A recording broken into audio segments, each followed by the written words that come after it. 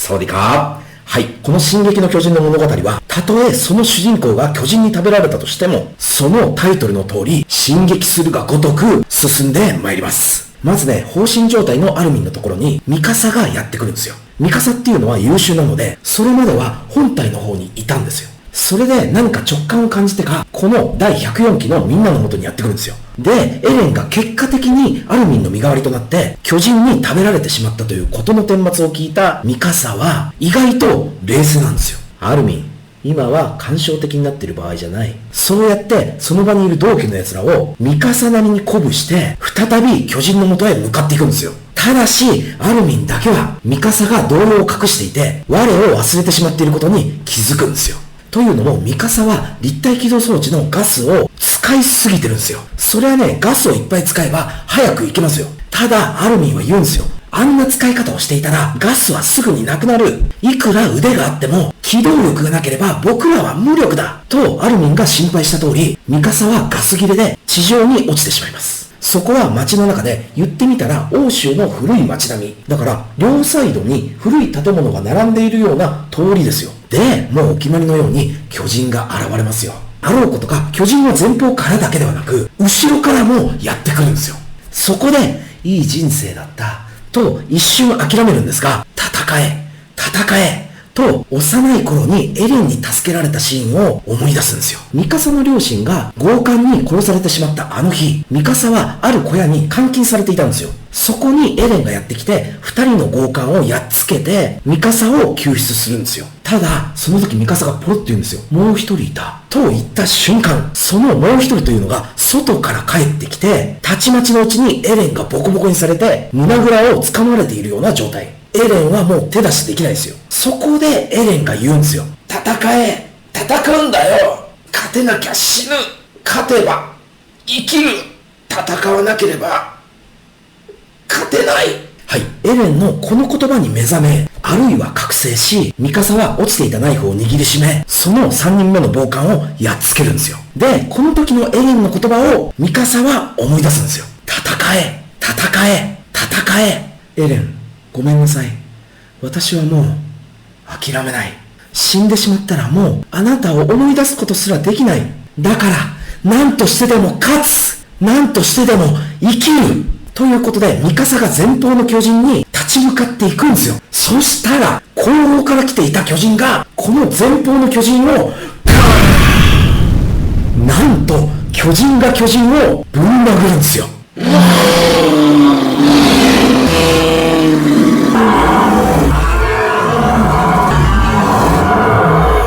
ということで、この謎の巨人、もう雄たけびを上げるわ。そのぶん殴った巨人をガンガン踏みつけるんですよ。で、その後もその謎の巨人は人間を捕食することはない。無垢の巨人を次々とやっつけていくんですよ。あれは何なんだ？貴公子か。無垢の巨人の中には貴公子という呼ばれる巨人もいて、その貴公子はその行動が全く予想できないですよ。いや、どうもそうでもないらしい。ということで、みんなはその謎の巨人を不思議に思いながら観察してるんですが、やがて、といってもその謎の巨人は、無垢の巨人をもう何十体もやっつけてるんですよ。でもさすがに体力を消耗したのか、複数の無垢の巨人に食べられていくんですよ。で、その後もなんやかんやあるんですが、最後はついに、その謎の巨人もその場で力尽きるんですよ。その謎の巨人のうなじからエレンが出てくるんですよ。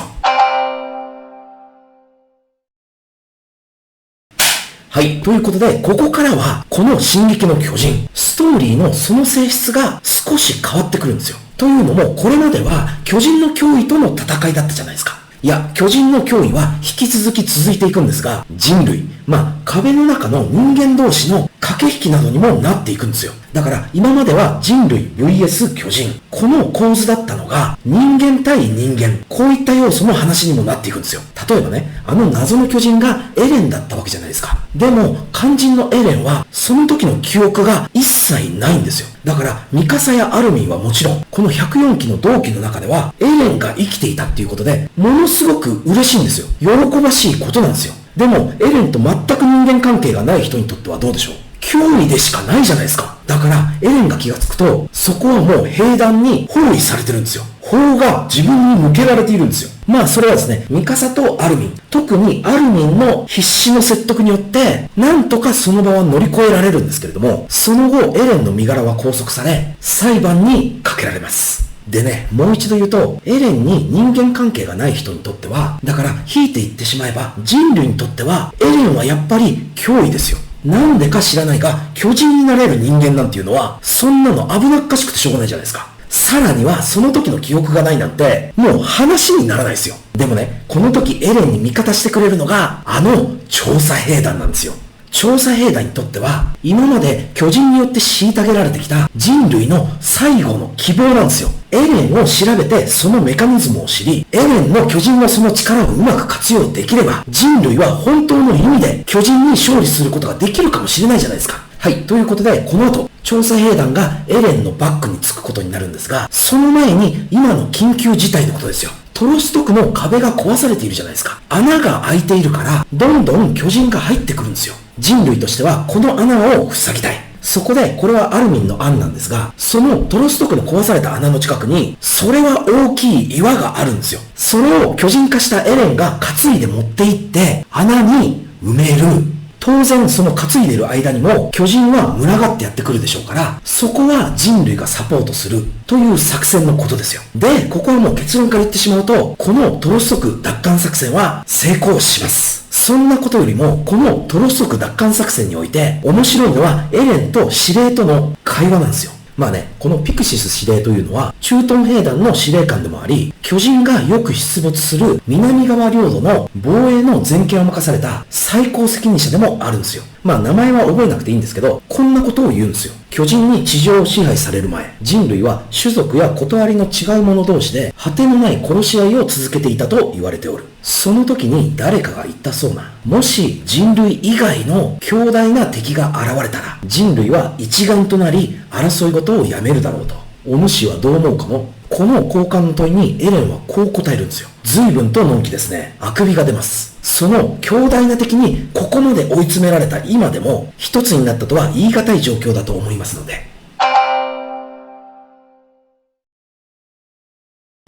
はい。ということで物語はこれから裁判編に進んでまいります。どうして裁判になるかっていうと、やっぱりエレンはどうしたって人類にとって脅威でしかないんですよ。で、憲兵団に拘束されて地下の牢屋に入れられてしまうんですよ。で、その裁判の論点というのは、エレンの身柄をこのまま憲兵団に預けるか、それとも調査兵団に預けるか。で、憲兵団に行ったらエレンはおそらく死刑にされるんですよ。はい。ここも結果から言ってしまうと、エレンは調査兵団に引き渡されることになります。またね、この裁判で調査兵団側が勝つまでの下りもなんか色々な展開があって面白いんですけど、ともかくも調査兵団の団長のエルヴィンは最後に提案してるんですよ。エレンを伴って壁外調査に出ます。エレンが人類にとって利がある存在かどうか、その調査結果を見て判断していただきたい。はい。ということで、調査兵団はこの後、エレンを連れて第57回壁外調査に出るわけなんですけれども、その前にエレンたち104期生の訓練兵団卒業式があります。でね、1回目の動画で紹介したような人物は、兄以外は全員調査兵団に入ります。だから、エレン、ミカサ、アルミンはもちろん、ライナーとベルトルト。で、6番目の兄だけが憲兵団に入って、もう一方の女性であるクリスタ。これも調査兵団に入ります。はい。そしてこれは裁判でも決まったことなんですが、エレンだけは脅威であることは変わりがないので、この調査兵団の中でも最強のチーム、リヴァイ班のお預かりとなります。リヴァイというのは人類最強の兵士と言われた調査兵団兵士長のことですよ。で、その壁外調査に行くまでの期間、エレンはこのリヴァイ班にていろいろトレーニングしているんですよ。例えば、エレンがどうやって巨人になるのか、それは自傷行為を行うことによって巨人化するということまでは分かってるんですけど、だからエレンの場合なんかはよくここを噛むんですよ。そうすると巨人化するんですが、巨人化されないケースもあるんですよ。だからそういったトレーニング期間もあってのことですよ。はい、それではいよいよ第57回壁外調査のことですよ。具体的には外壁調査とウォールマリア奪還作戦に向けてシガンシナクまでの経路を作る。このシガンシナクというのがエレンがいた町のことですよ。トロスト区と同じように、このシガンシナクというのはウォールマリアの出城なんですよ。そしてさらに、これはゆくゆくの話ですよ。そのウォールマリア奪還が成功した暁には、エレンのお家の地下室に行けるんですよ。そうなんですよ。あの日、エレンのお父さんが最後出て行く時に、エレン、帰ったらずっと秘密にしてた地下室を見せてやろう。と言っていたあの地下室のことですよ。で、しかも、これはまだ言ってなかったですけど、その鍵は、だから最後お父さんがこうやって首飾りにしていた鍵、これが今エレンの手元にあるんですよ。そして、これもついでに言っときますが、エレンのお父さんはあの日以来、行方不明であります。じゃあなんでエレンはその鍵を持っているの？ここじゃないですか。これはまだ確定ではないんですが、エレンに時々起こる頭痛によって垣間見ることができます。なんか、ちょこちょこエレンは頭痛に襲われるんですよ。その時の記憶で、お父さんはこの鍵をいつも手放すことなく持っているんだ、というようなシーンが描かれるんですよ。断絶的に、お前は地下室に行かなければならない、ということを父親が言ってるんですよ。なんか、記憶の中で。また、そのことも全部エレンはエルヴィンに報告してるんですよ。ちゃんと。なので、今となってはエレンだけではなく、調査兵団の目標として、そのエレンのお家の地下室に行くことを目指しているんですよ。はい。ということで、次回からはいよいよ第57回壁外調査。